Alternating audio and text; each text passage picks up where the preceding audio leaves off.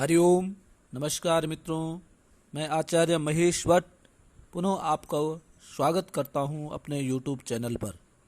मित्रों, कल तक मैं आपको ज्योतिष में कुछ राशियों के बारे में, शनि की साढ़े साती, शनि की ढैया के बारे में अवगत करा रहा था।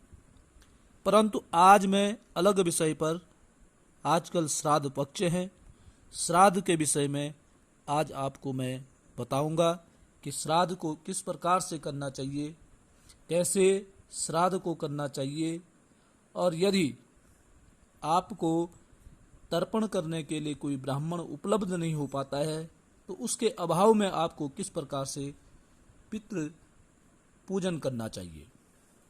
मित्रों, श्राद्ध जैसे कि शब्द से ही आपको पता चल रहा है कि श्रद्धा से किया गया जो कार्य होता है, अर्थात अपने पूर्वजों को श्रद्धापूर्वक जो कार्य किया जाता है उसको श्राद्ध कहते हैं।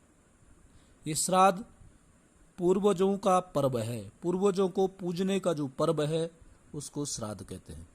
जिस प्रकार से आप देखते होंगे कि हम श्रावण के महीने में केवल भगवान शिव की आराधना करते हैं और प्रत्येक सनातनी शिव की आराधना करता है, इसी प्रकार से प्रत्येक सनातनी को इस श्राद्ध पक्ष में 29 सितंबर से और 14 अक्टूबर तक केवल और केवल अपने पूर्वजों के प्रति श्रद्धा अर्पण करने का ये पर्व है और प्रत्येक को करना चाहिए।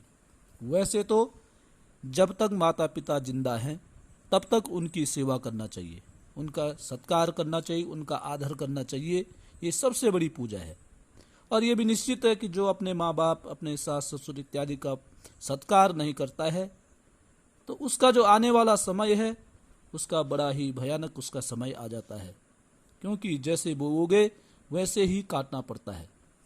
फिर भी यदि अपने पूर्वजों के प्रति आप श्रद्धा अर्पण करना चाहते हैं, पूजन करना चाहते हैं, तो सबसे पहले जिस दिन आपके पूर्वज का देहांत हुआ है उस दिन की तिथि को ज्ञात करके, और जो भी तिथि है उसमें शुक्ल पक्ष, कृष्ण पक्ष इत्यादि का कोई भेद नहीं होता है, जो तिथि है उसी तिथि को श्राद्ध करना चाहिए। श्राद्ध करने के लिए तो सबसे उपयुक्त है कि अपने घर में ब्राह्मण को बुला करके पितरों का तर्पण करना चाहिए। यदि किसी कारणवश ब्राह्मण उपलब्ध नहीं हो पाते हैं तो उसके लिए आपको उस दिन प्रातःकाल उठ करके और सबसे पहले नहा धो स्नान इत्यादि करने के पश्चात अपने पितरों के निमित्त गाय, कौवा और कुत्ते को एक एक पूरी जो भी भोजन आपने बना रखा है वह अर्पण करना चाहिए। कई लोग चींटी इत्यादि और अग्नि को भी आहुति देते हैं, तो वो भी ठीक है।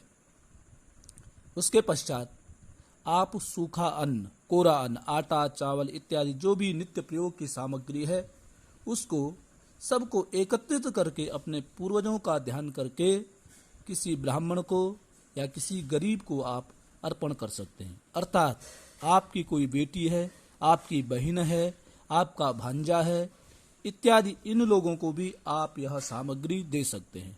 परंतु जो भी आप दोगे वो श्रद्धा पूर्वक देना है, विश्वास पूर्वक देना है, जिससे कि हमारे पूर्वज, हमारे पितृगण सब तृप्त हो जाएं।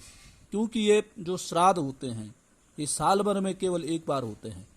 इनको महालय श्राद्ध भी कहते हैं। पितृपक्ष है, पितृ लोग आशा लगाए बैठे होते हैं कि हमारे जो संबंधी हैं हमको स्मरण करते होंगे, हमें याद कर रहे होंगे, इसलिए वो इस समय जो हमारे 16 दिन हैं हमारे घर के आसपास भ्रमण करते हैं और हमसे अपनी जो श्रद्धा है, अपना जो प्रेम है उसको पाने की वो आकांक्षा करते हैं।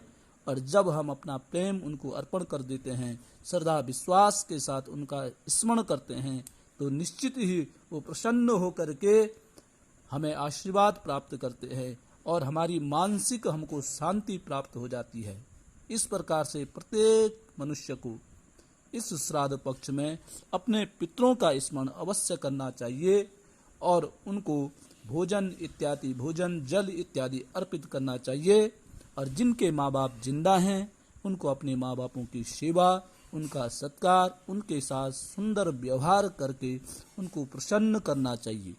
इस प्रकार से यदि आप श्राद्ध करते हैं तो निश्चय ही आपकी आत्म को संतुष्टि पहुंचेगी और आप प्रसन्न जीवन प्राप्त कर देंगे। आपको आर्थिक, मानसिक और शारीरिक पुष्टि आपको प्राप्त होगी।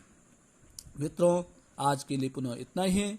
कल पुनः दूसरे विषय को लेकर के आपके सामने प्रस्तुत होऊंगा।